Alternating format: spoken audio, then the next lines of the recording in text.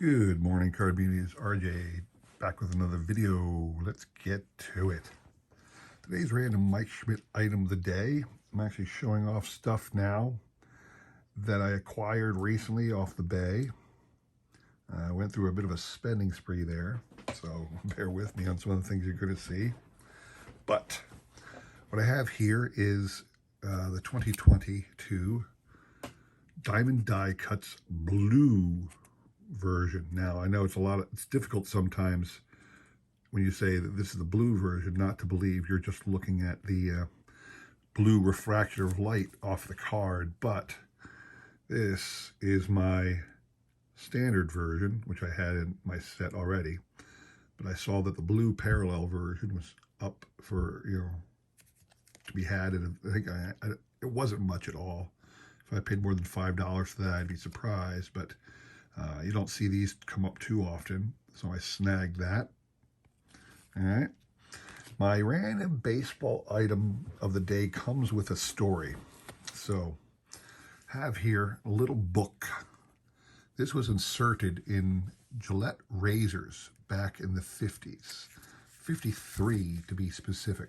You can see right here. 53 player rosters, all-star game history, yada, yada, yada.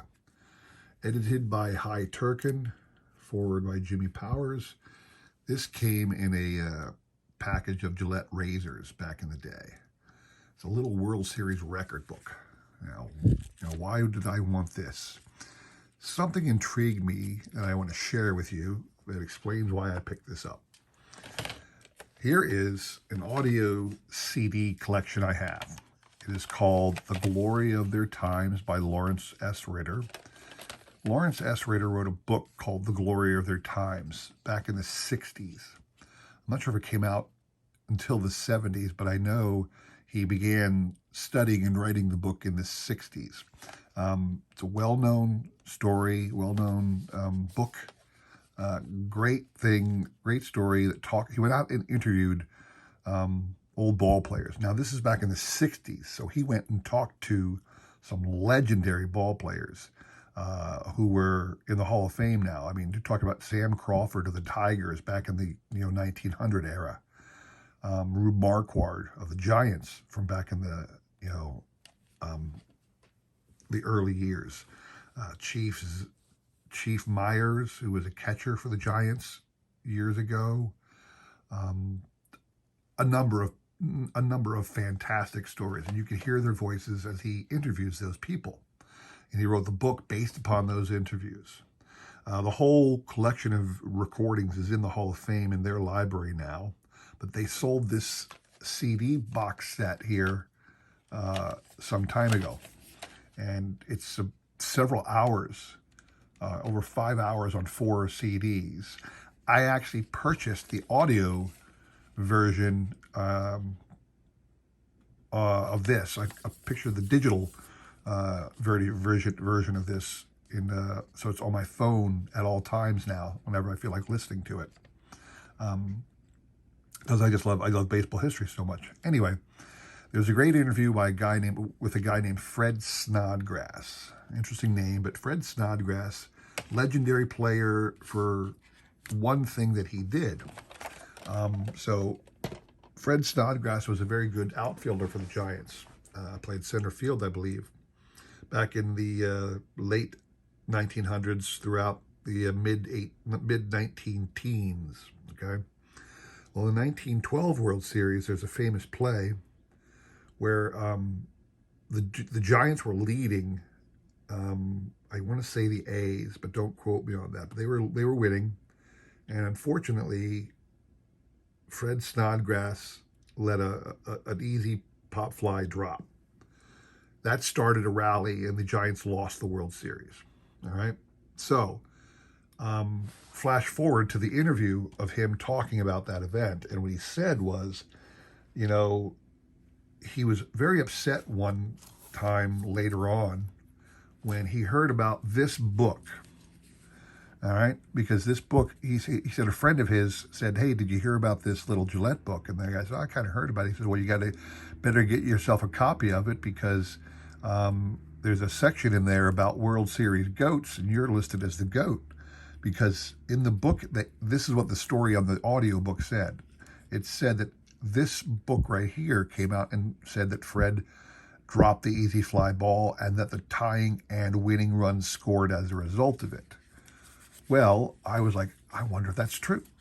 So I got the book, and then I went in here and I looked back, and this is not really a bio of the World Series. I mean, it's each one of these. Take a look. Series heroes and goats, and that's the entire extent of the bio of each World Series, like a single line or two of text is all it is. And if you go to that World Series, so here we are. Smokey Joe Wood pitches 3 victories for the A's. Giant center fielder Fred Snodgrass drops easy fly in the 10th inning of the 8th game, allowing the tying and winning runs to cross. So when his friend read that, he said, "You're the GOAT," and he said he was really angry at Hy Turkin, who is the editor of this book.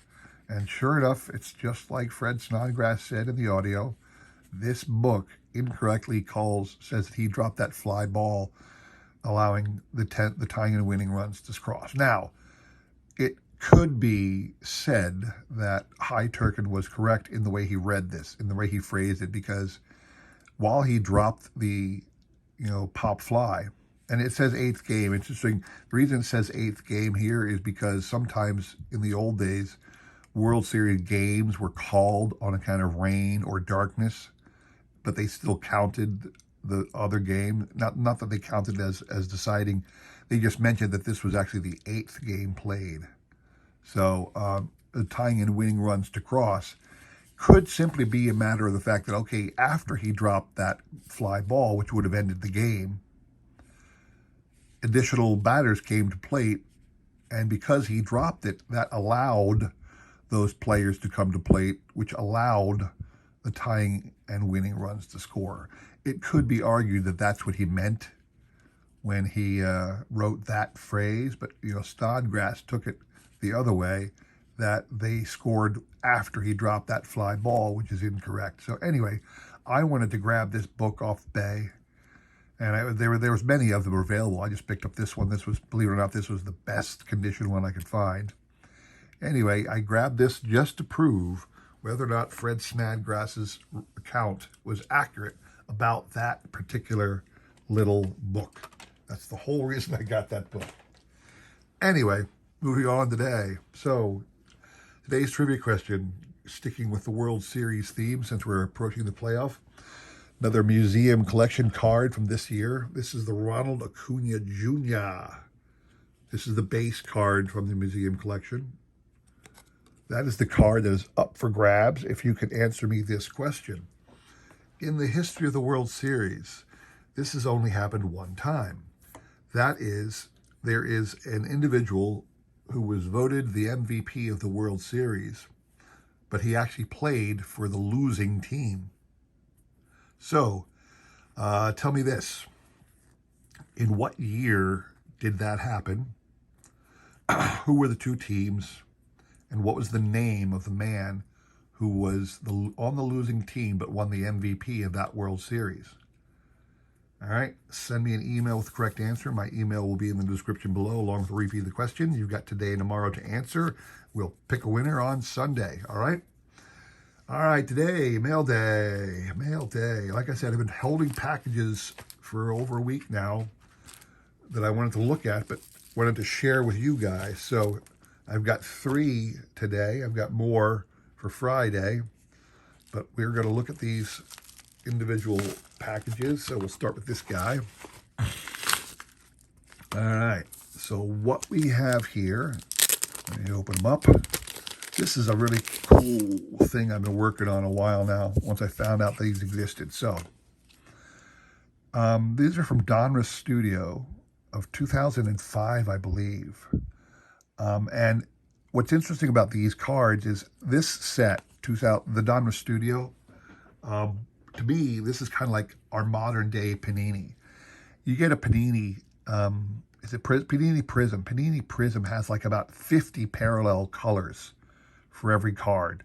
Well, Donruss Studio, for whatever reason, put out like 75 parallels of this card. There's a set like this, what they call the Studio Portraits set. It's called, down here it says Studio Portraits. But they got the colorized version, the sepia version, the gray and white version, and then on the back they pop different little products. These are their products, they're advertising right up here. And they switched these out and made limited edition ones. And each one's numbered to like 25 or something. So there's like, I think there's like 75 maybe of these Mike Schmidt cards in existence. Each one a different parallel, each one numbered to like 25. It's insane. I complain about the Panini Prism coming out with so many parallels. I think it might have started with Donruss Studio back in the day, having that many parallels of a stupid card. But as a Schmidt collector, I'm duty bound to try and pick them up. So this is the sepia version, or the black and white version of the Leaf Certified Materials from 2005 Donruss Studio Portraits card. And this one is the Donruss Estrella Portraits card of Mike Schmidt, the color version. All numbered to 25.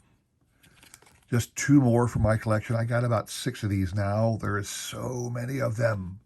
So I got to keep working. Got to keep working on them. Got to have those little treasures in our sets, right? All right, which one is this? One's a thick one. Good Lord, how thick is this card? What did we get here? I have no idea what this is. Yeah, I remember this one. This one is it just looked cool, okay? This is a manufactured card. It is not authentic. This was not Mike's barrel of a bat. It's a manufactured bat barrel. But this one was numbered to 99. And it just looked really cool. And I didn't have one of these yet. So I thought that would be a nice pickup, something to add to my collection. This is from 2010 Topps Baseball Update Series. All right, this is one of they do that every time these days. Topps does. If you're a collector, Topps has a random. What do I want to say? They've got a random manufactured card in every series going forward. So this is the one from 2010 Topps Update. Nice little bat barrel card, very thick, very thick. In order to get that bat barrel, it's going to have to be.